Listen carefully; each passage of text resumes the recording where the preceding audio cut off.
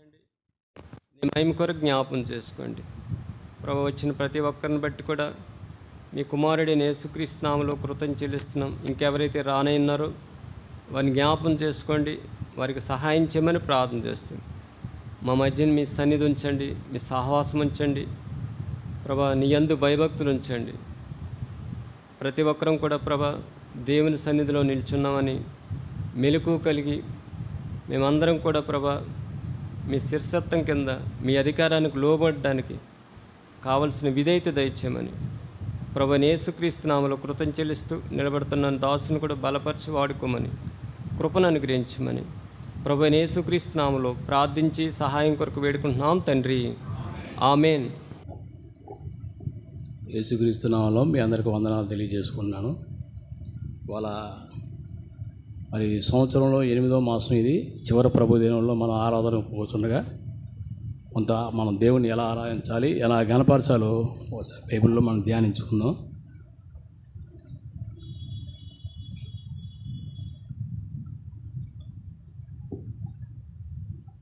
యోహాను సువార్త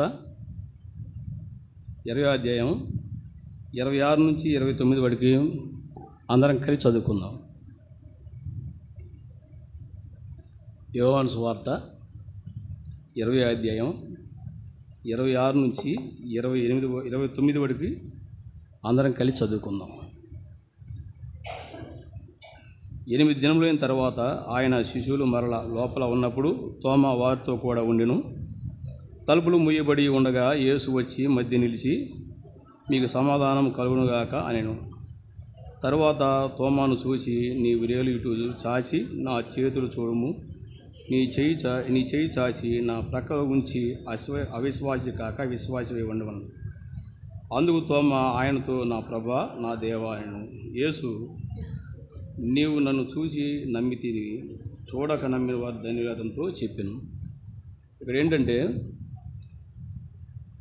యేసుక్రీస్తు వారు మరణించిన తర్వాత, తిరిగి లేచిన తర్వాత, ఆయన మరణాన్ని జయించి ప్రభువైన యేసుక్రీస్తు వారు లెగిసిన తర్వాత, అంటే 19వ అధ్యాయంలోకి వెళ్తే ఆదివారం సాయంకాలం, అంటే తోమా లేని సమయంలో అప్పుడు కూడా ప్రభువారు వాళ్ళ మధ్య నిలిచి వాళ్ళ మధ్య కనపడినటువంటి వాడుగా ఉన్నాడు. అప్పుడు తోమా లేడు. తోమా ఎటువంటి వాడు? తోమా అవిశ్వాసి కాకంటున్నా, అంటే నేను వేలు పెడితేనే చూసి నమ్మలేనటువంటి తీర్మానం కలిగినటువంటి వాడుగా ఉన్నాడు. ఆయనతో తిరిగినటువంటి వాడు తోమా, ఆయనతో నడిచినటువంటి వాడు తోమా, ఆయన సూచన క్రియలు ఆశ్చర్యకరం చూసినటువంటి తోమా. ఎలా అంటే, ప్రభు ముందుగానే శిష్యులు చెబుతున్నాడు, నేను చనిపోతాను, 3వ దినం లెగుస్తానని శిష్యులకి చెబుతూనే ఉన్నటువంటి వాడుగా ఉన్నాడు. అయితే తోమా ఆయన నమ్మక అవిశ్వాసి జీవితం జీవించినటువంటి వాడుగా ఉన్నాడు. ఇక్కడ ఈ మరణము జయించి తిరిగి లేచిన సంగతి తోమాకి, ఆయన ఏమంటే నమ్మలేనటువంటి స్థితిలో ఉన్నాడు. తోమా నమ్మలేని స్థితిలో ఉన్నాడు అన్నమాట. అలాంటి అవిశ్వాసి అన్నమాట. ఈ తోమా నాతో అద్భుత కార్యములు ఆశ్చర్య కార్యములు అనేకమైన చూసి ఎటువంటి జీవితం జీవిస్తున్నావు అంటే, ఇక్కడ దేవుడు తోమాతో స్వయంగా మాట్లాడుతున్నాడు. 27లో తర్వాత తోమాను చూసి, నీ వేలు ఇటు చాచి నా చేతులు చూడుము, నీ చెయ్యి చాచి నా ప్రక్కలో ఉంచి అవిశ్వాసివి కాక విశ్వాసివి ఉందమన్నాడు. అందుకు తోమా ఆయన నేత్రములు తెరయబడ్డా ఆయనతో, నా ప్రభువా నా దేవా అని అంటే, ప్రభు అన్నాడు, చూడక నమ్మినవాడు ధన్యుడు అంటున్నాడు. అంటే నువ్వు చూసావు, ఎరిగావు, అలాంటి అయినప్పటికీ కూడా నా గాయములు రేపినటువంటిగా వారిగా ఉన్నామంటున్నాడు. మనం కూడా మన జీవితంలో విశ్వాసులైనటువంటి మనం కూడా అంటే దేవుని ఎరిగి మనం ఆరాధించేవారుగా ఉంటూ కూడా దేవుని గాయంలో కొన్ని పర్యాయాలు మనం కూడా రేపుతూ ఉంటాం. కొన్ని సందర్భాల్లో మన కుటుంబాల్లో, మన ఈ పిల్లల విషయాల్లో కానీ, అంటే మన విశ్వాసులను చెప్పుకుంటూనే మనం ఆరాధించేవారుగా ఉంటాం, గణపరిచేవారుగా ఉంటాం. అంటే ఇలాంటి ఉండే విధిలో కూడా మనకి ఎలాంటివంటే అవిశ్వాసులు మనం కూడా తోమ వల్లే మనం కూడా జారిపోతూ ఉంటాం. అందుకే ఏం చేశాడు ఇక్కడ, మనం మరణం ద్వారా దత్తత తీసుకున్నాడు దేవుడు. మరణం ద్వారా మనల్ని ఏం చేశాడండి, దత్తపరచుకోవడం ద్వారా మనకు కొన్ని అర్హతలు వచ్చినాయి. ఆయన మరణం ద్వారా అసలు నిన్ను నన్ను దేవుడు ఎందుకు ఏర్పరచుకున్నాడు, ఎందుకు అంటే ఇది ఇజ్రాయేలీలే అంటే వాళ్ళు పరలోకంకి పోతారా, అన్యులు పరలోకం పోరా?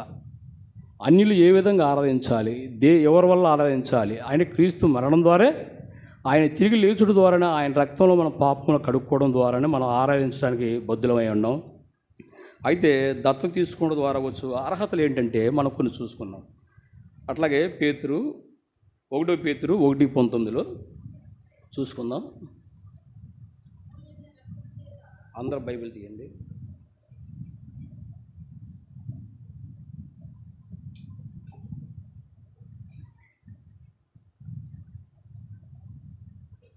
ఒకటి 19 చదవండి. అమూల్యమైన రక్తం చేత అనగా నిర్దోషమును నిష్కలంకముకు గొర్రెపిల్ల వంటి క్రీస్తు రక్తం చేత మనం విమోచించబడ్డామండి. ఇక్కడ మనం అర్హతలు పొందడం వల్ల ప్రభువైన యేసుక్రీస్తు మరణం ద్వారా మనకు వచ్చే అర్హతలు ఏంటంటే, అమూల్యమైన రక్తం చేత అనగా నిర్దోషమును నిష్కలంకముకు గొర్రెపిల్ల వంటి క్రీస్తు రక్తం చేత విమోచించబడితేరని మీరు ఎరుగు కదా అన్నాడు. అంటే ఇక్కడ మనం ఏంది విమోచించబడ్డాం, క్రీస్తు రక్తం బట్టి మనం విమోచించబడ్డాం. అంటే పరజనులైనటువంటి మనం విమోచన లేనటువంటి జనాంగం, మనం విమోచన లేనటువంటి జనాంగాన్ని ఇక్కడ ఏం చేసాడు, అమూల్యమైన రక్తం చేత నిర్దోషులుగా నిక్షరం వరకు గొర్రెపిల్ల వంటి క్రీస్తు రక్తం చేత విమోచించబడి మీరు ఎరుగురు కదా అని చెబుతున్నాడు. అంటే ఇక్కడ మనల్ని ఆ అర్హత పొందడం వల్ల మనం విమోచించబడ్డాం. ముందుగా అంటే ఇది విమోచించబడ్డానికి ఈ జగత్ పునాది వేయబడక మునిపే క్రీస్తులో మనం ఉన్నాం. అంటే కిందకు వస్తే 21లో ఆయన జగత్ పునాది వేయబడక మునిపే నియమింపబడిను కానీ తను మృతుల్లో నుండి లేపి తనకు మహిమనిచ్చిన దేవుని ఎడల తన ద్వారా విశ్వాసులే మీ నిమిత్తము కడవరి కాలమందు ఆయన ప్రత్యక్షమవుతున్నారు. కడవరి కాలమందు ప్రత్యక్షమవును కాగా మీ విశ్వాసం నిరీక్షణ దేవుని యందు ఉంచబడి ఉన్నది. మన విశ్వాసంతో ఎదురు చూస్తే ఆయన వచ్చేప్పుడు అంత పర్యాంతం వరకు దేవుని నిరీక్షణ యందు మీ విశ్వాసం నిరీక్షణ దేవుని యందు ఉంచబడి ఉంటుంది. అంటే దేవుడు తిరిగి వస్తానని దేవుడు శిష్యులతో ఆ రోజు చెప్పాడు, వెళ్ళాడు, ఆహారం వెళ్ళాడు, తిరిగి వస్తాడు. మీ విశ్వాసం, మీ రక్షణ మనం అది ఏం పరుచుకోమంటున్నాడు, దేవుని జాచబడి ఉందని చెబుతున్నాడు. ఆయన వచ్చినప్పుడు మనం తిరిగి లేపడతాం. అందుని బట్టి మనం ఏం చేయాలి, ప్రభా నువ్వు వచ్చే పర్యంతం వరకు ప్రభా నేను నమ్మకంగా నిన్ను ఆరాధించేవాడుగా, గణపరచువాడుగా, నీ అందరూ నువ్వు నమ్మకం కలిగిన వాడిగా ఉన్నటువంటి ఆరాధన దేవుడు మనం కోరుకుంటూ ఉన్నాడు. అట్లాగే 1 పేతురు 2:22 కూడా 1 పేతురు 1:22 కూడా 1:22 ఏమని చెబుతున్నాడు ఇక్కడ చదవండి, సహాయం చేయండి కొంచెం. ఆయన పాపం చేయలేదు, ఆయన నోటను ఏ కపటం కనబడలేదు, ఆయన దూషించబడి బదులు దూషించలేదు, ఆయన శ్రమ పెట్టబడి బెదిరింపగా న్యాయంగా తీర్పు తీర్చబడి దేవునికి తన్ను తాను అప్పగించుకున్నాడు. నా పాపముల కోసం తన్ను తాను అప్పగించుకున్నాడండి. 24 కూడా చదవండి. మన పాపముల విషయమై చనిపోయి నీతి విషయమై జీవించినట్లు ఆయన తానే తన శరీరమందు మన పాపములను మ్రాణి మీద మోసి ఆయన పొందిన గాయముల చేత మీరు స్వస్థత నొందారు. అంటే మన పాపముల నిమిత్తం ఆయన మ్రాణి మీద ఏం చేస్తున్నాడండి, సిలువ వేసుకున్నాడండి. ఆయన గాయముల చేత ఆయన గాయముల చేతే మన స్వస్థత కలిగించి చెబుతున్నాడు. ఇంత గొప్ప రక్షించిన దేవుడికి మనం ఏం చేయాలి, ఆరాధించబద్దులమై ఉన్నాం. మనం ఆరాధించాలి. ఎందుకంటే నేను అన్ని జనులైనటువంటి మనం ఇజ్రాయేల్ సంతతిలో చేర్చబడినటువంటి ఇక్కడ మనం ఏం చేయం, ఆయన సంతతిగా మనం చేర్చుకొని అన్ని జనులైనటువంటి కోసం ప్రభువైన యేసుక్రీస్తు వారి లోకానికి వచ్చి ధర్మశాస్త్రం పోగొట్టలేటువంటి ఇదిని దేవుని ఆయనకు ప్రియకుమారుడైన యేసుక్రీస్తు వారిని ఈ లోకానికి పంపించి ఆయన కాచిన రక్తం ద్వారా మనకేమైందంట, మన పాపములు ఆయన మ్రేకు మీదంట, ఆయన వీపు మీదంట కొట్టుకున్నాడంట. కొట్టుకొని బాధనుందుగా అంటే అది సిలువ కార్యము మనం ఏదో అనుకుంటాం కానీ చాలా అది గొప్ప, అది చెప్పనసక్యమైనటువంటి గొప్ప ఇదనమాట. అంటే ఆ విధానాన్ని సిలువ మీద ఆ శ్రమ పొందడం అంటే సామాన్య విషయం కాదు. ఆ రోజుల్లో ఒకవేళ నేను అనుకున్న నా ఉదాహరణ చెబుతున్నా, తండ్రి ఒకవేళ దేవదూతల్లో పొమ్మని చెప్పుంటాడు బహుశా ఆ రోజుల్లో. అయ్యో ఆ కార్యం బహు శ్రమ కలిగింది ప్రభు, ఇది మేము చేయలేము అని ఉంటారేమో, బహుశా దేవదూతలు అని ఉంటారేమో. ఇదేంటి తన ప్రియకుమారుణ్ణి ఈ లోకాన్ని పంపిస్తే కానీ ఆ యొక్క పాప క్షమాపణ అనేది ఏంది, ఆయన రక్తం ద్వారా కడగబడితేనే ఇవన్నీ పోతాయి. లేకపోతే పాప క్షమాపణ లేదు. అన్యులైన మనల్ని ధన్యులుగా మార్చాలంటే రాజులని యాజకపుర సమాహంలో మనం చేర్చినటువంటిగా ఉన్నటువంటి దేవుడు మనం చేయాలంటే ఆయన రక్తంలో మనం కడగబడితే, ఆయన రక్తంలో మనం కడగబడాలి. కడగబడితేనే అందుకే 1 పేతురు అక్కడ 2:24 ప్రకారంగా మనం పాపముల విషయమై చనిపోయి నీతి విషయమై జీవించినట్లు ఆయన తానే తన శరీరమందు మన పాపములను మన మీద మోసాడండి. ఆయన మన పాపాలని మన మీద మోసాడు. మనం ఆయన ఆరాధించేవారుగా ఉంటాం, గణపరిచేవారుగా ఉంటాం. కానీ ఈ యొక్క ఆదివారం మనం బయటికి వెళ్ళిన తర్వాత చూస్తే మన పరిస్థితి ఎట్లా ఉంటుందంటే బహుభయంకరమైన పరిస్థితులుగా ఉంటాం. మనం ఏంటంటే మనం క్రైస్తవులుగా జీవిస్తున్నాం, కానీ క్రైస్తత్వంలో ఉంటున్నామే. కానీ పక్కన అనుకుంటారు వాళ్ళు ఆదివారం వస్తే ఆరాధన చేస్తారు, మంచి క్రమంగా చర్చికి వెళ్తారని చెప్పి అనుకుంటారు పక్కోళ్ళు. కానీ మన బ్రతుకు మందిరం దాటితే ఎట్లా ఉంటుందంటే భయంకరమైన జీవితం మనది. భయంకరమైన మన వేషధారణ మారదు. ఎడకొచ్చి ప్రైజ్లా చక్కగా చెప్పుకుంటాం. ఇక్కడ ఏంటంటే ఈ సిస్టర్ ఈ బ్రదర్ ఇలాంటి వాళ్ళు చక్కగా మంచిగా కుటుంబాన్ని సాక్ష్యం కలిగి ఉంటాం. కానీ ఇంటికాడ మన పరిస్థితి చూస్తే ఎట్లా ఉంటుందంటే ఈడ ఆరాధన అంతా వ్యర్థమే. దేవుణ్ణి ఆయన నా పాపాల కోసం శిలువలో రాణి మీద మోసాడండి. అలాంటి దేవునికి మనం ఆరాధించేవారు ఉన్నప్పుడు మనం పరలోక రాజ్యంకి వెళ్ళాలంటే ఏ విధంగా ఉండాలి? అది నమ్మకంగా ఉండాలి. మనం అలాంటి నమ్మకత్వాన్ని మనం పోగొట్టుకునే వాడుగా ఉన్నాం. అట్లాగే 26 కూడా చదువుదాం. మీరు గొర్రెల వలె దారి తప్పిపోతే కానీ ఇప్పుడు మీ ఆత్మల కాపరి అధ్యక్షుడైన ఆత్మల కాపరి కూడా ఆయనే అండి అధ్యక్షుడు. మన ఆత్మకి కాపరి ఎవరండి? మనకి కాపరి, మన ఆత్మల కాపరి అధ్యక్షుడైన ఆయన వైపు మళ్ళుచున్నారు. అంటే మళ్ళీ ఉన్నారంటే మనం ఎప్పుడైతే దేవుళ్ళు ఎరిగి ఉంటామో దేవునికి మన ఆత్మకు ప్రొడక్షన్ ఇస్తున్నాడు. అంటే సైతాను అపకరించుకోకుండా మనం ఏం చేస్తున్నాడు? దేవుడు మన రక్షణ, మన ఆత్మకు ప్రొడక్షన్ అనేది ఉంటుంది. రక్షణ పరలోకంలో ఆయన అధ్యక్షుడు ఆయనే అని చెప్తున్నాడు. అట్లాగే ఇక్కడ అదే ఆత్మ గురించి పేతురు 1:8-9 కలిపి ఉంది. మీరు ఆయనను చూడకపోయినను అంటే ఇక్కడ చూసి నమ్మిన వారి కంటే చూడక నమ్మిన వారు ధన్యులని చెప్పి ఇందాక తోమా గారి దగ్గర మనం చదువుకోవడం జరిగింది. అయితే ఇక్కడ ఏంటి? మీరు ఆయన్ను చూడకపోయినను ఆయన ప్రేమించున్నారు. మనం ప్రేమించున్నాం. ఇప్పుడు ఆయనను కనులార చూడకే విశ్వసించు మీ విశ్వాసమునకు ఫలం అనగా ఆత్మరక్షణ పొందుచు చెప్పనా సఖ్యం మహిమాయుక్తమైన సంతోషం ఆనందించున్నాం అండి. అంటే ఈ ఆత్మకి మనకు రక్షణ ఎలా ఉంది? ప్రొడక్షన్ దేవుడు ఇచ్చాడు మనకి. అంటే ఆయనలో మనం ఉంటే, ఆయనలో మనం దేవుల్లో ఉండి ఆయన యొక్క విధానంలో నడవడంలో మనం అడగలిగితే మన యొక్క స్థితిగతి మనం మార్చుకొని మనం జీవించగలిగితే మన యొక్క ఆత్మరక్షణ ఏ విధంగా ఉంటుందండి? చెప్పనా సైక్యము మహిమాయుక్తమైన ఆనందం కలిగి ఉంటాం. అంటే జనరల్గా ఏంటంటే ఒక సమస్య వచ్చిందనుకోండి. ఇప్పుడు నేను మొన్న బైబిల్ స్టడీలో కూడా కొంత చెప్పడం జరిగింది. డేవిడ్ బ్రోనాల్డ్ అనే వ్యక్తి ఏంటంటే ఆయన ఏ రోజు కూడా ప్రార్థన చేసినటువంటి వాడు కాదు. ఆయన ఏం చేసేవాడంటే ఎఫెసీ 3:15 కానీ అపోస్తులైన పౌలు అంటే ఆత్మ వచ్చి ప్రార్థన చేస్తుండగా అక్కడ దాని గురించి ఒక మాట ఉంటుంది. ఎఫెసీ 3:15 ఉంటుంది, చూడండి ఒకసారి చదవండి. అంతరంగ పురుషుని యందు అమ్మ పెద్ద చదవండి. శక్తి కలిగి ఆయన ఆత్మ వల్ల బలపరచబడి. ఇక్కడ ఏంటంటే మన ఆరాధన కూడా ఎట్లా అంటే మన అంతరంగ పురుషుని యందు దేవుని ఆత్మ మనలో ఉంటే ఆరాధన తన్నుకు వచ్చేసిద్ది. ఇప్పుడు కొంతమంది బ్రదర్స్ సిస్టర్స్ చక్కగా ఆరాధన చేస్తూ ఉంటారు.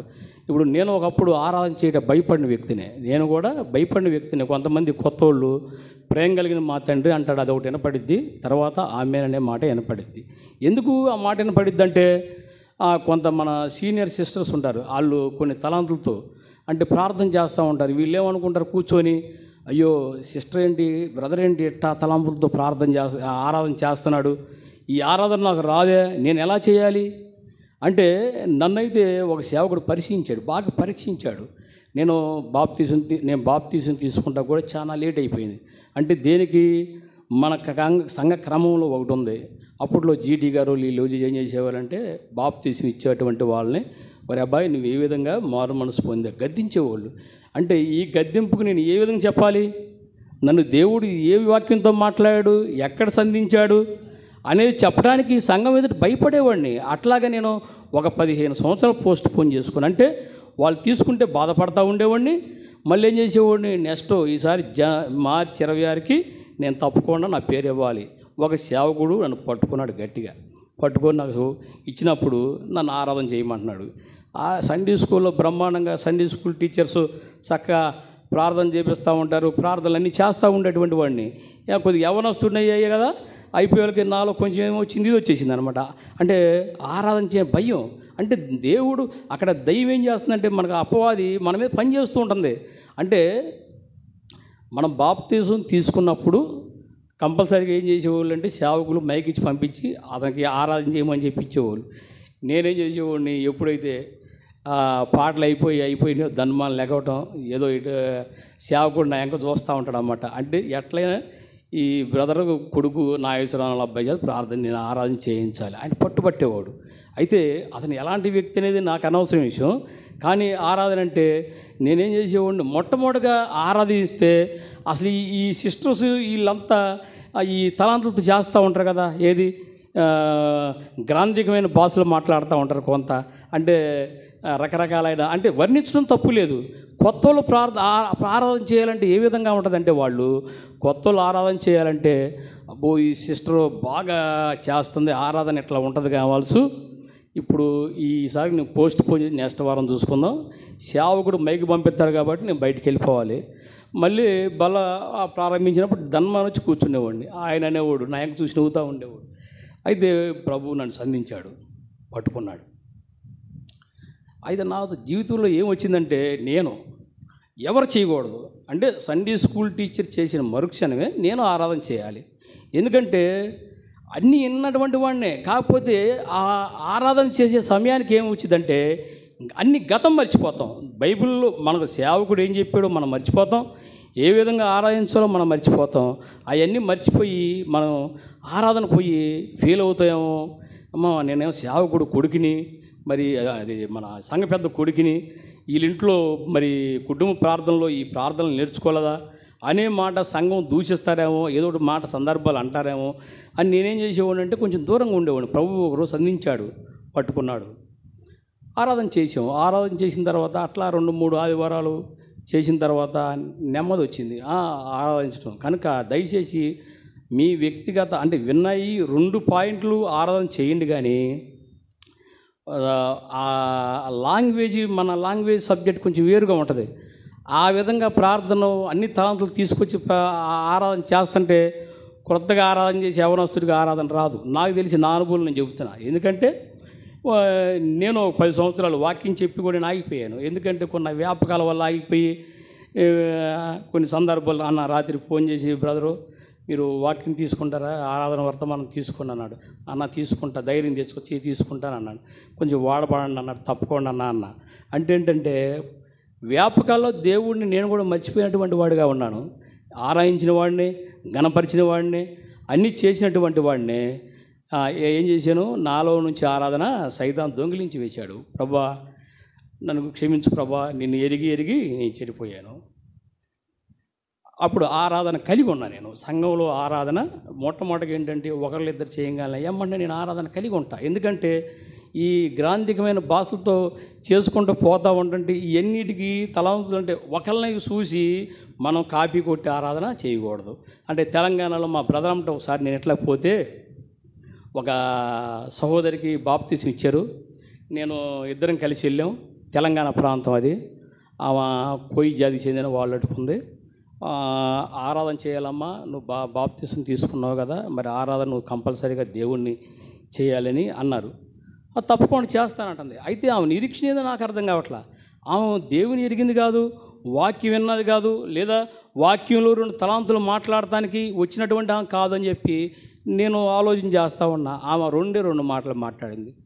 ఏముంది, నీ కాలు మక్తాను బాంచాను, యేసుక్రీస్తునాలో ఆరాధిస్తున్నాం మా తండ్రి అంది. శ్రేష్టమైన ఆరాధన, వచ్చి ఆరాధన దేవుడికి ఎంత ఇష్టంగా ఉంటుంది.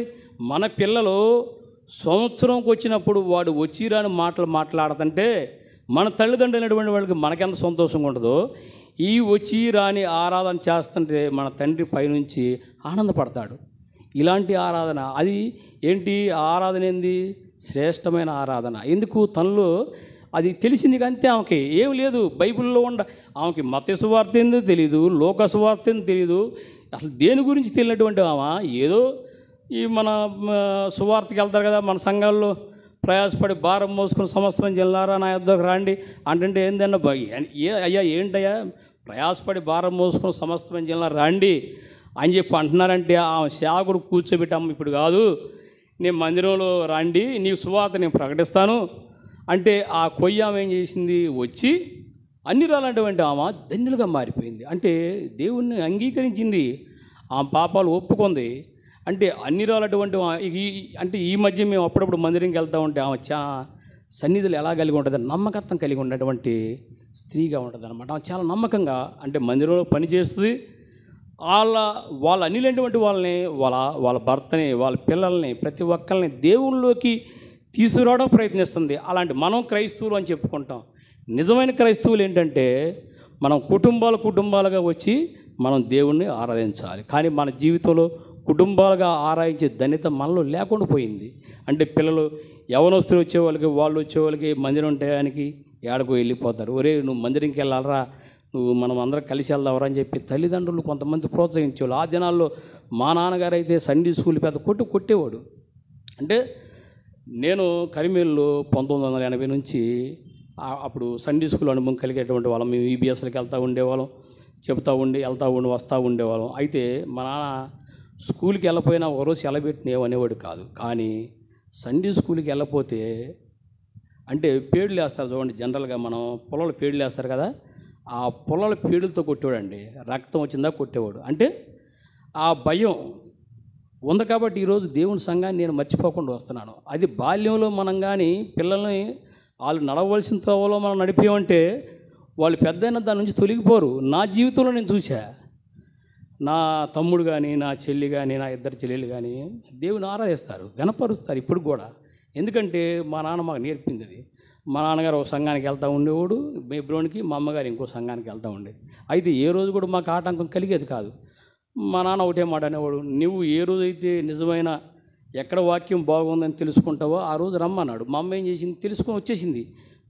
అక్కడ నాకు సేవకుడు వాక్యం సరిలేదు, ఆ విధానమే కరెక్ట్గా ఉంది. ఆమె కూడా ఎరిగి మళ్ళీ ఏం చేసింది? మన భక్సింగ్ గారి సంఘానికి వచ్చి మారు మనసు రక్షణ పొంది బాప్తీసం తీసుకుంది.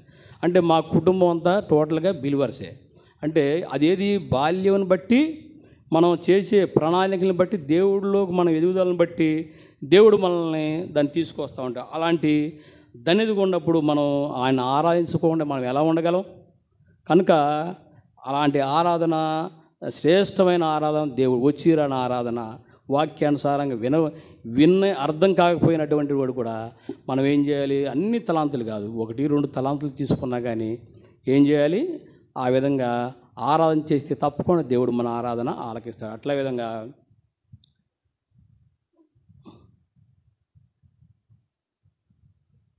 పేతురు ఆయన మన ఆత్మకు రక్షణ చెప్పనాశక్యము మహిమాయుక్తమైనటువంటి ఆనందం మనకు కలుగు చేశాయండి.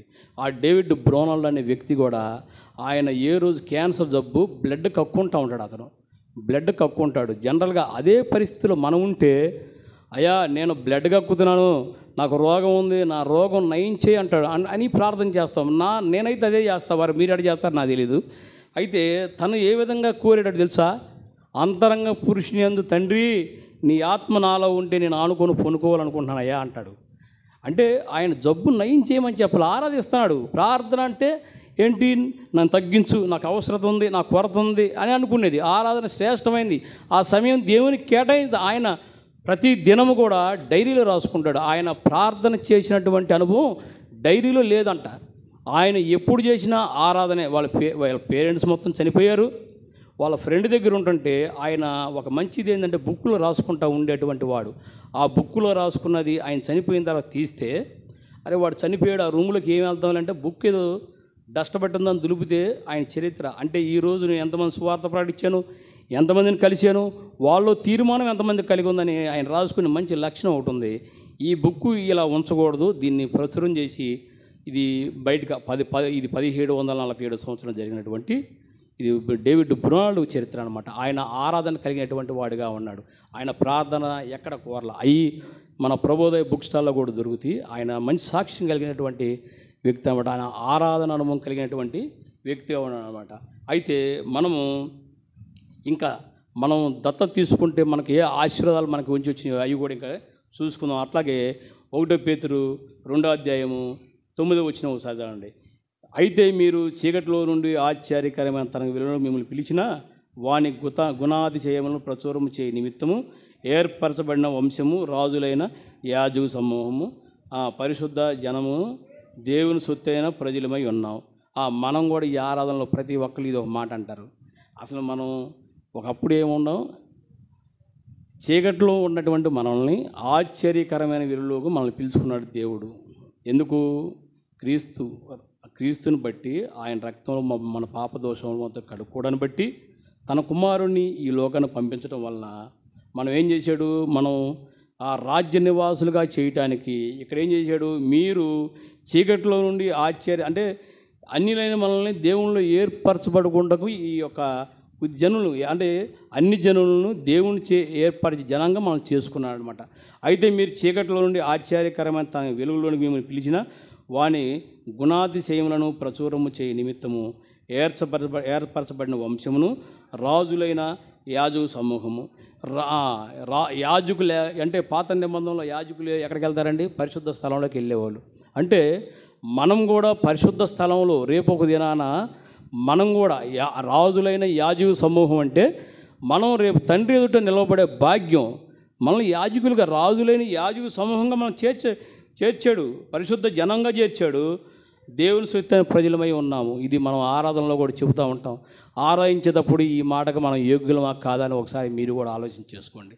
మనం ఆరాధించడానికి అయ్యా మేము చీకట్లో ఉన్న ఆశ్చర్యకరంలో మమ్మల్ని పిలిచిన దేవుడిగా ఉన్నాం, అందుకని నీకు వందనాలు స్తోత్రాలు చెల్లించుకున్నాం ప్రభా. మమ్మల్ని రాజులైన ఏర్పరచబడిన వంశము, రాజులైన యాజక సమూహంలో మమ్మల్ని చేర్చావు. ఈ పదాన్ని మనం ఆరాధనలో ఉపయోగించేప్పుడు మనం ఒక్కసారి ఆరాధనకి మనం యోగ్యులమా కాదా అనేది ఒకసారి ఆలోచన చేసుకొని మనం చేయండి. ఏ విధంగా ఉంటుందంటే, ఇలాంటి ఆరాధన దేవుడు మనం వింటాడు, కానీ నా జీవితంలో ఇలాంటి ఆరాధనకు మనం యోగ్యులమా కాదా మనం పరీక్షించుకోవాలి. రాజులైన యాజక సమూహంలో వాడు బాగానే ఉంది, చక్కగా బ్రహ్మాన్ని చెప్పుకుంటాకైతే ఇదే ఎట్లాంటి కొత్తగా మాట్లాడుతుంటే కొత్తగా ఆరాధన చేసే వాళ్ళకి ఆరాధన రాదు. నాకు చేసి అయితే నేను కొన్న అలుపాటు ఇట్లాంటి ఆరాధన పోగొట్టుకున్నటువంటి వాడు కొన్నాను నా జీవితంలో అయితే. కనుక మనం ప్రార్థన చేసేటప్పుడు రాజులైన యాజక సమూహంలో మమ్మల్ని చేర్చావు ప్రభా. ఆ యాజకత్వంలో అంటే పాత నిబంధనలో యాజకులు పరిశుద్ధ స్థలంలోకి వెళ్ళి దేవునితో ముఖాముఖిగా మాట్లాడేటువంటి పరలోక రాజ్యంలో రాజులైన యాజక సమూహం అంటే మరణించి రేపు దేవుని దగ్గర నిలబడితే మనం కూడా ఆ దేవుడిని చూసే భాగ్యం మనకు డైరెక్ట్గా ఇచ్చామన్నమాట. ఇంతవరకు దేవుడిని చూసిన వారు లేరండి. మనం అట్లాంటి నిరీక్షణకి ఎదురు చూసేవారుగా మనం ఉండాలి. మనం ఆరాధన చేసేటప్పుడు మనం వాడేటప్పుడు నేను దీనికి యోగ్యున్నా కాదా, ఈ రాజులైన యాజక సమూహంలో చేర్చిన దేవా నీకు వందనాలయ స్తోత్రాలు, నా బాహ్య జీవితం చూస్తే ఎట్లా అని చెబుతూ ఉంటే కొత్తోడు ప్రార్థన చేసేవాడికి రాదు, ఆరాధన చేసేవాడికి రాదు. ఇక అది కంపల్సరీ. అట్లాగే ఇలాంటి ఆరాధన కలిగి ఉన్నప్పుడు మనం ఏం చేయాలి, మనం అన్యులైన మనల్ని దేవుడు దత్తత తీసుకోవడం ద్వారా మనకు ఏ అర్హతలు వచ్చినాయి అంటే ఈ అర్హతలన్నీ మనకు వర్తిస్తాయి. దేవుల్లో ఉన్నప్పుడే మనం మందిరం లోపలికి వచ్చినప్పుడే మనం ఒకలాగా ఉండి మనం బయటికి వెళ్ళిన దాకా ఇంకోలాగా ఉంటే అది నువ్వే మోసపుచ్చుకుంటున్నావు. దేవుడు వస్తాడు, విక్రించబడడు. నువ్వే పంట కోస్తావు, ఏది విత్తావు అదే కోస్తావు. నువ్వు ఎదురు చూసేది జనాలు పలానా బ్రదరు పలానా సిస్టరు చక్కగా మంచివాళ్ళు, వీళ్ళు మంచి సాక్ష్యం కలిగినటువంటి వాళ్ళు అని మనకు హృదయం ఎదర అంతరంగ భాగంలో ఉన్న పురుషుడిని మనం ఎవరు దాన్ని దేవుడు చూస్తాడు. ఈ మాటకి మనం ఆరాధన చేయడానికి దీనికి మనం యోగ్యులమా కాదా అని ఒకసారి ఇది చేసుకొని అలాంటి యోగ్యులైతే అలాంటి ఆరాధన మనం చేయగలిగినటువంటి ఉండాలి. ప్రకటన 1:6 కూడా చూసుకుంటే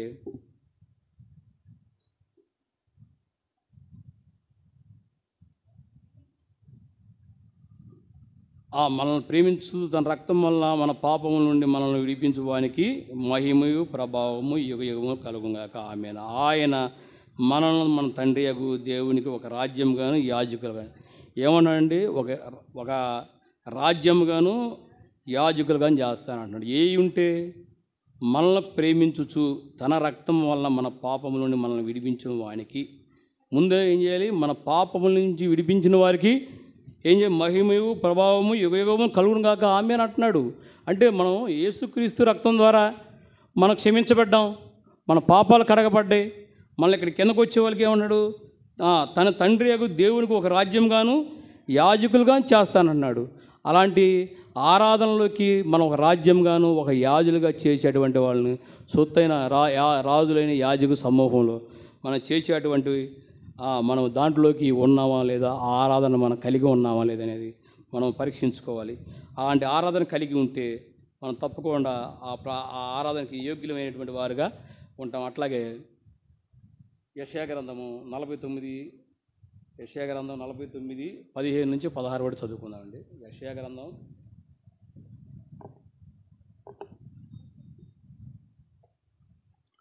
15 నుంచి 16.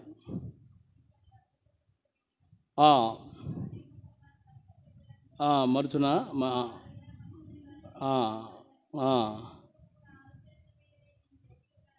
ఇక్కడ ఏమంటున్నాడండి? ఇక్కడ నా అరచేతిలో తోమా నా గాయాలు రేపినటువంటి వాడుగా నువ్వు ఉన్నావు. కానీ ఇక్కడ ఏమంటున్నాడు దేవుడు? ఇక్కడ మీ తల్లి మరిచినా కానీ మిమ్మల్ని నేను మరచను, నిన్న అరచేతుల మీద నేను చెప్పుకొని ఉన్నాను అని చెబుతున్నాడు. ఇక్కడ ఏమన్నాడండి?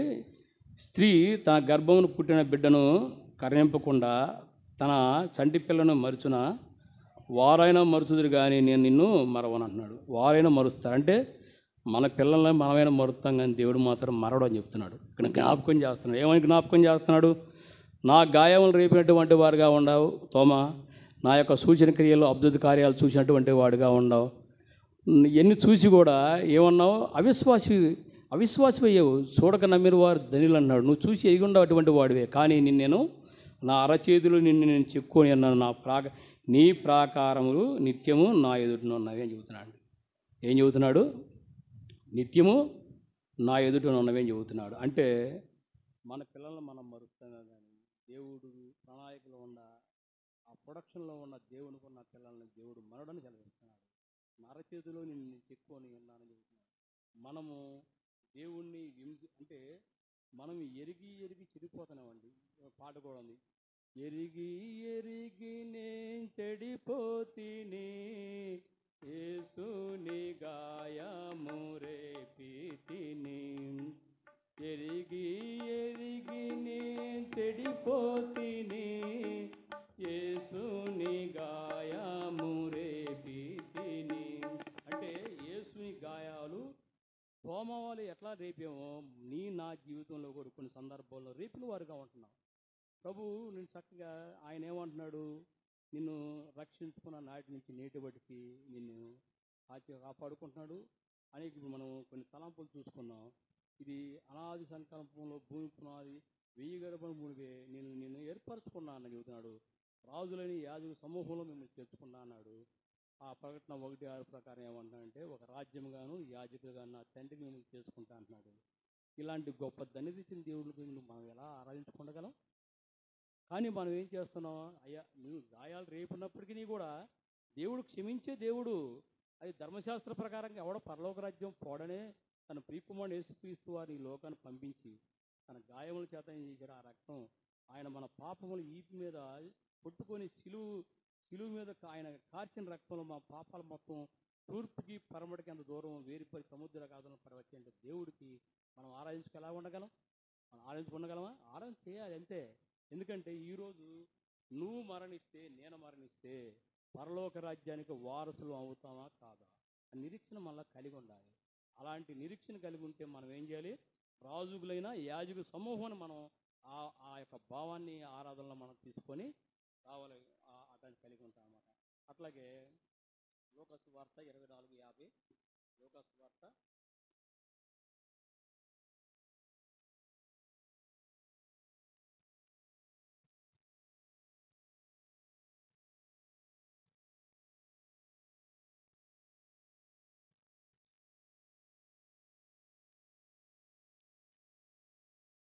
49 కానీ చదవండి.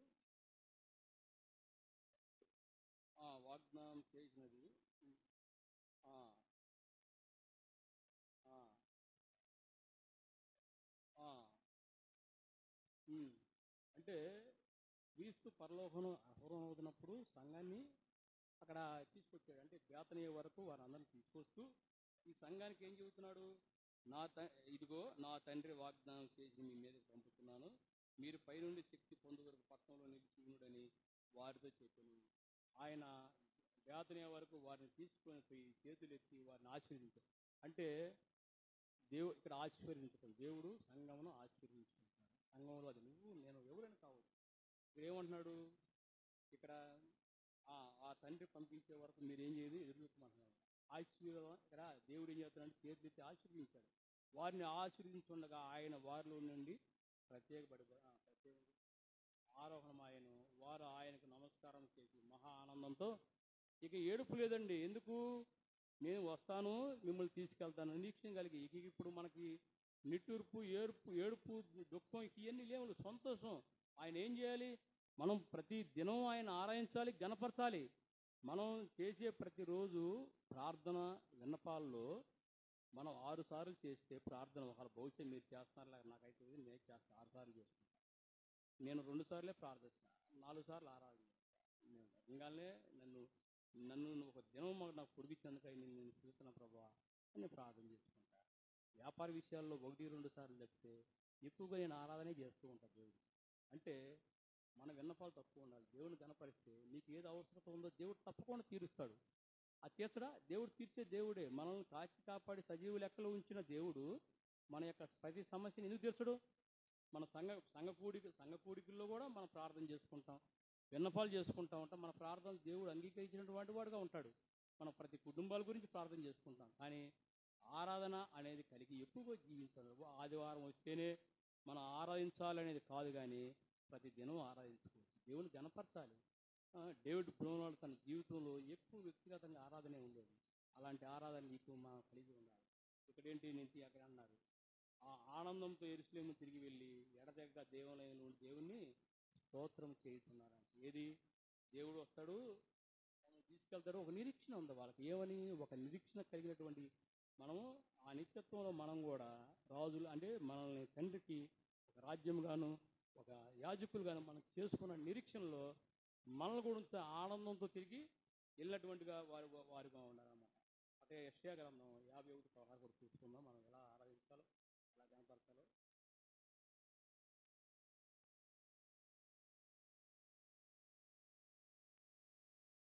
51:16. నేను ఆకాశమును స్థాపించినట్లు భూమి పునాదులు వేసినట్లును నా జనము నువ్వేనని జీవన్ చెప్పినట్లు నూతన మాట నుంచి అంటే ఆయన చేతి నీడలో మనల్ని కప్పించారు, మనం భద్రతపరుస్తుంది. ఆయన చేతి నీడలో మనల్ని కప్పి, అంటే మనం ఆయన చేతి నీడలో మనల్ని కప్పి ఉంచుతున్నాడు. అంటే మనం ఎలాంటి పరిస్థితిలో ఉన్నప్పటికీ కూడా ఆయన కరుణా కటాక్షం మన మీద లేకపోతే మనం జీవించలేము. ఆయన కృప భూమి మీద విడిచి వెళ్ళాడు కాబట్టి ఆయన వచ్చే పర్యంతం వరకు నమ్మకంగా విశ్వాసంతో జీవించమన్నాడు. అలాంటి విశ్వాసమైన జీవితం మనం కలిగి ఉన్నాడు. ఏమన్నాడు? నా చేతి నీడలో నిన్ను కప్పి ఉన్నాడు. అది యెషయా గ్రంథం 66:22 కూడా చూద్దామండి.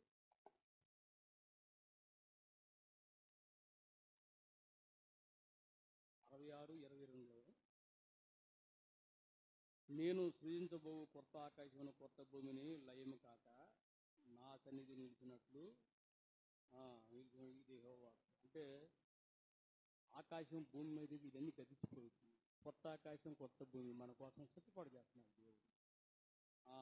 లయం కాక నా సన్నిధి నిలిచినట్లు నీ సంతతులు నా నిలిచినట్లు ఇది యెహోవా అని చెప్పి ఇది అన్ని జనుల గురించి మాట. అన్ని జనులటువంటి వాళ్ళని మనకు ధన్యులుగా మార్చడానికి ఇక్కడ ఏమన్నా కొత్త ఆకాశమును కొత్త భూమి లయం కాక, అంటే అక్కడ లయం అయ్యేది ఉండదు. అక్కడ మనకి కరెంటు కానీ లేకపోతే సూర్యుడు కానీ చంద్రుడు కానీ ఉండదు. అలాంటి నిరీక్షణ అంటే మనల్ని ఏమంటున్నాడు ప్రకటన గ్రంథంలో 1:6 ప్రకారంగా మనం ఒక యాజకులుగా ఒక రాజ్యంగాను యాజకులు దేవుని నిత్యం ఆరాధన. ఇక ప్రార్థన అనేది దేవుని అక్కడ పరలోక రాజ్యంలో ఇక ఆరాధన తప్పితే ప్రార్థన లేదు. ఇక మనం ఎప్పుడు దేవుణ్ణి స్తుతించడం కనపరచడమే. ఆల్రెడీ మనం కొన్ని 4వ ప్రకటనలో కూడా కొంచెం చూస్తూ ఉంటాం, చదవాల్సిన అవసరం లేదు. ఏమంటే నిత్యం అక్కడ ఆ యోహాన్ గారి పద్మాస దీపంలో ఉండి ఆత్మవిషుడే పర్ల యొక్క దర్శనాన్ని చూస్తుంటూ ఉంటారు అనమాట. ఆయన నిత్యం కేరేబులు 24 పెద్దలు తన సింహాసనం ఎదుట ఆ యొక్క సింహాసనాలు తీసి నువ్వు స్తోత్రహారుడు అని చెప్పి ఆయనకి ఏం చేస్తారంట, ఇక్కడ గణపరుస్తూ ఉంటారు. రేపు నా జీవితం మనం కూడా పరలోక రాజ్యంలో కానీ మనం ప్రవేశించితే అంటే అన్నానంటే అంటే పరలోక రాజ్యం చిన్నదని కాదండి, కోట్ల దేవతలు కూడా ఉండారు. అంటే ప్రవేశించే వారు కొద్దిరే అని చెప్పి చెప్తూ ఉంటారు కదా, ఆ కొద్దిలో నువ్వు నేను ఉన్నావా లేదని చూసుకోవాలి. అంటే ఈ యొక్క భూమి మీద బతకడం అనేది చాలా ఈజీ అనమాట. పరలోక రాజ్యం వెళ్ళటం అనేది చాలా కష్టం. ఆ పరలోక రాజ్యం వెళ్ళడానికి ఆ యొక్క సాధన మనం కృషి భూమి మీద చేస్తే మనం నిత్యత్వంలో తండ్రి వద్ద దేవుడు ఆరాధనకు యోగ్యులు అక్కడ ఆరాధన చేసేవారుగా ఆ కేరేబులు ఆ 24 పెద్దలు వాళ్ళందరినీ చూసే భాగ్యం కూడా మనకి దేవుని సన్నిధిలో అక్కడ నిత్యత్వంలో మనం కూడా ఆరాధించేటువంటి వారుగా మనం ఉంటాం. అలాంటి ధన్యత మనం కలిగి ఉంటాం. అక్కడ మత్తయి సువార్త 14:31 వరకు చూద్దాం. 14:31.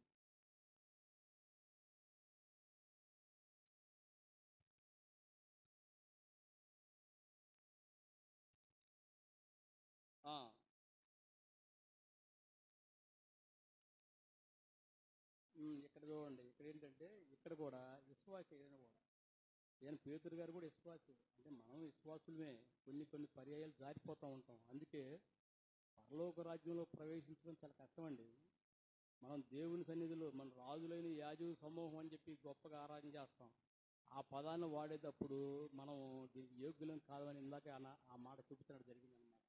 ఇక్కడ పేతురు గారు ఎలాంటి వ్యక్తి, దేవుని క్రియలు చూసినటువంటి వ్యక్తి, దేవుని ఆయన అద్భుత కార్యములు ఆశ్చర్య కార్యములు మొత్తం చూసినటువంటి వ్యక్తి. ఇక కొద్దిగా పైకి వెళ్దామండి. 25 నుంచి చదవండి కొంచెం. 25 నుంచి మత్తయి సువార్త 14:25 నుంచి. 4వ జామున ఆయన సముద్రం మీద నడుచు వారి వద్దకు వచ్చెను. ఆయన సముద్రం మీద నడుచుట శిష్యులు చూసి తొందరపడి భూతమని చెప్పుకొని కేకలేస్తున్నారండి. యేసు ప్రభువుని చూసి భూతమని కేకలేస్తున్నారు. ఆయన చూసినటువంటి వాళ్ళే, దేవునితో నడిచినటువంటి వారు వాళ్ళే భయపడుతున్నారు. ఏంటి భూతం అంటున్నారు అంటే ఇది ప్రకృతి మీద దేవునికి అధికారం కలదు. ఆయన ప్రకృతిని భూమిని ఆకాశం సృజించినటువంటి వాడు, ఆయన నడవగలడు, ఏదైనా చేయగలడు. కానీ వీళ్ళు దేవుణ్ణి వెంబడించిన వాళ్ళు ఏమైందంటే వీళ్ళు ఏం చేస్తున్నారు, ఇక్కడ భయంతో కేకలు వేశారంట, భూతం అనుకుంటున్నారంట దేవుణ్ణి చూసి. ఆయన నీళ్ళ మీద ప్రకృతి మీద అధికారం కలిగినటువంటి అధికారం వేసుకుంది అక్కడ.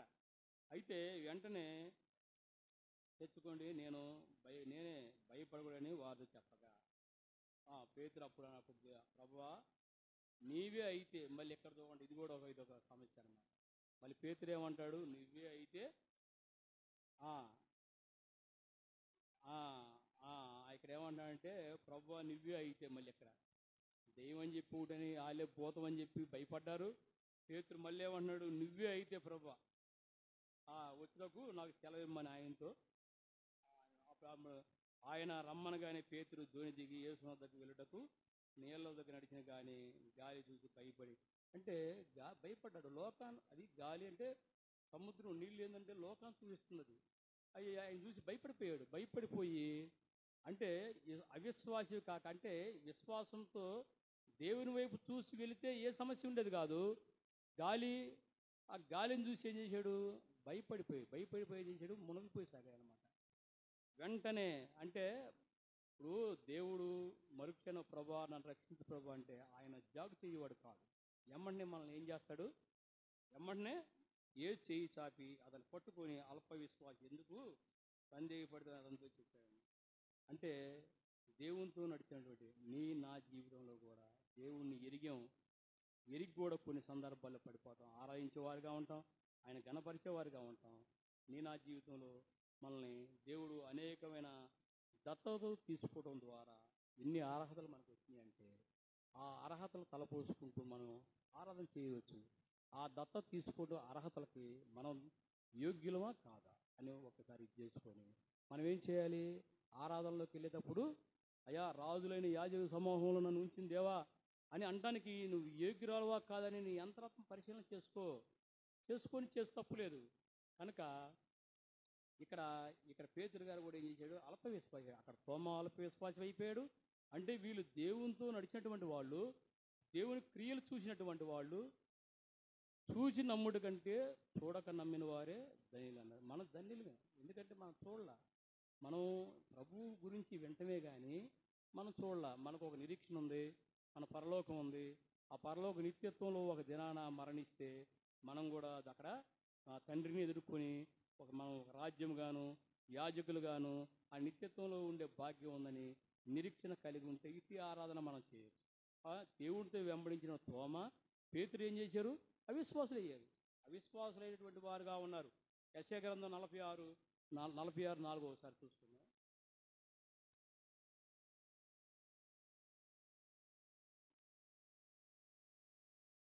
46:4 నేనే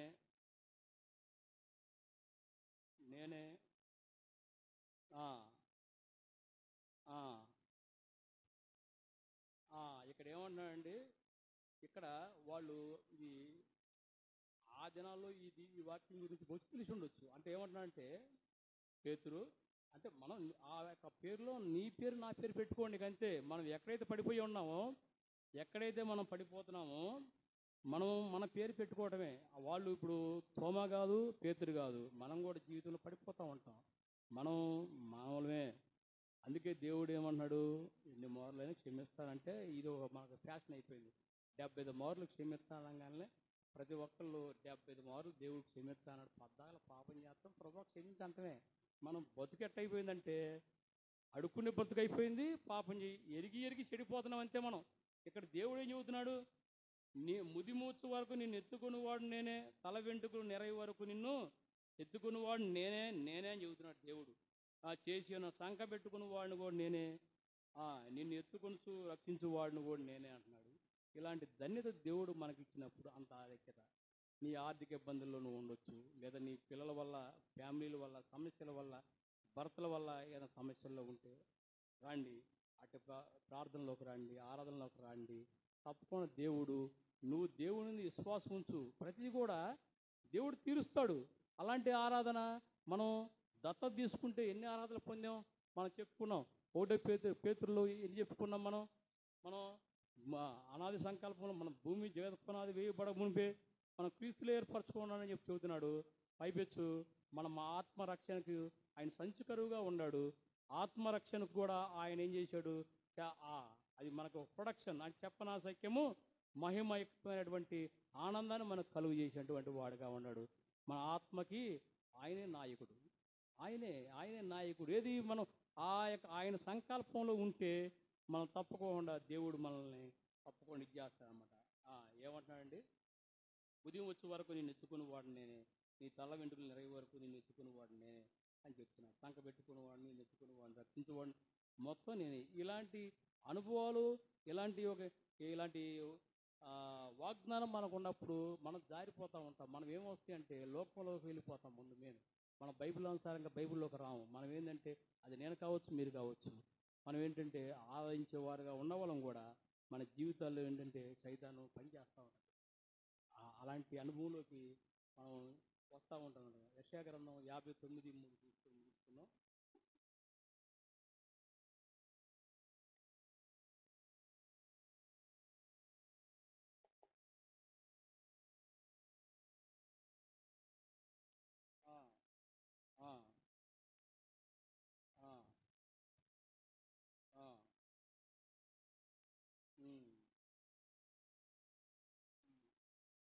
మన ఎలాంటి వాళ్ళం అండి? ఇక్కడ మనకు క్లియర్గా యెషయా భక్తుడు 59:3 మీ చేతులు అంటే ఇక్కడ విమోచన పొందిన వారు అంటే మనం అంటే విమోచన పొందినటువంటి వారు. ఒకప్పుడు మనం పరజనులవే, విమోచన పొందినటువంటి వారు మనం కూడా. ఏం చెబుతున్నామండి ఇక్కడ? మీ చేతులు రక్తం చేతను, మీ వేళ్ళు దోషముల చేతను ఉన్నవి, మీ పెదవులు అబద్ధం. అసలు మనం నోరు తెరిస్తేనే అబద్ధాలు, జనరల్గా సహజంగా బ్రదర్ ఎక్కడ ఉన్నామంటే అన్న నేను ఇప్పుడు గుంటూరులో ఉన్నా లేకపోతే విజయవాడలో అంటే సందర్భం ప్లేస్ వేరుగా ఉంటుంది. అంటే కొన్ని మార్లు నేను కూడా నా పెదవులతో అబద్ధాలు ఆడినటువంటి వాడిగా ఉన్నాను. అంటే ఎవరైనా సహాయం కొరకు ఫోన్ చేస్తే వాడి ఇంటికి వచ్చి పీడిస్తాడేమోనని నేనేం చేసేవాడిని, విజయవాడలో ఉన్నాను అని చెప్పుకునేవాడిని. అంటే నేను కూడా అంటే మనిషినే. అయితే ఏంటి, వాడి సహాయం ఏంటో వీడు డబ్బులు అడుగుతాడు. ఈ డబ్బులు అడిగితే నేను వీడు ఇంటికి అన్నాడు భర్తను పరిగెత్తుకొస్తాడు. నేనేం చేయాలి, నేను లేనురా ఇప్పుడు విజయవాడ పోయాను అనగానే సరే రేపు వస్తానే కాయంట. నా జీవితంలో కూడా మనం కూడా ఏంటంటే ఇక్కడ మీ చేతులు రక్తం చేతను, మీ వీళ్ళు దోషం చేతను అపవిత్రపరచబడి ఉన్నవి, మీ పెదవులు అబద్ధం ఆడుతున్నవి, మీ నాలుగు కీడుని బట్టే మాట్లాడుతుంది. మన నాలుక మన కీడుని బట్టి. ఇప్పుడు ఒక వీధిలో గొడవ అవుతుంటే వాళ్ళ నాలుగులోంచి వచ్చే మాటలు బట్టి మనం కూడా నోరు తిరుగుతాం. ఎట్లా, ఆ మాటలు బట్టే డాష్ డాష్ డాష్ డాష్ భయంకరమైన మాటలు. అంటే ఇలాంటి బ్రతుకు మనం బతుకున్నా వచ్చి ఆరాధన కూడా చేస్తున్నాం. ఒకసారి పరీక్షించుకుందాం. బాబా, నేను ఆరాధన చేయడానికి యోగ్యున్నా కాదా? నేను అవిశ్వాసిని నన్ను విశ్వాసిక చేసి అన్ని జనులైన నన్ను ఆ యొక్క ఇశ్రాయేల్ సంతతిలో చేర్చావు ప్రభా. నన్ను రాజులని యాజక సమూహం చేర్చుకున్నావు. నా ఆత్మకు సంచికరుగా ఉంచావు. ఇది భూమి జగత్ పునాది వేయి ప్రభుంటే నన్ను ఏర్పరచుకున్న దేవా, నీకు నేను ఏమని ఆరాధించగలను ప్రభా. అయ్యా నేను ఏమంటున్నా ఇక్కడ 59:3 నా పెదవులు అబద్ధములు ఆడుతున్నవి, నా నాలుగు కీడుని బట్టి మాట్లాడుతున్నవి, నా పెదవులు నా నాలుగుని బట్టి ప్రభా నిన్ను ఆరాధించలేనటువంటి వాడుకున్నాను ప్రభా. దయవించి ప్రభా, నువ్వు నన్ను క్షమించే దేవుడు కనుక నేను ఆరాధించేపెట్టుగా నన్ను చేసుకోమని ఒకసారి తీర్మానం చేసుకొని అలాంటి ఆరాధనకు మనం యోగ్యులమా కాదా అని 2 మాటలు తలపోసుకుంటూ మనం ఆరాధన చేసుకున్నాం. ఆరాధనలో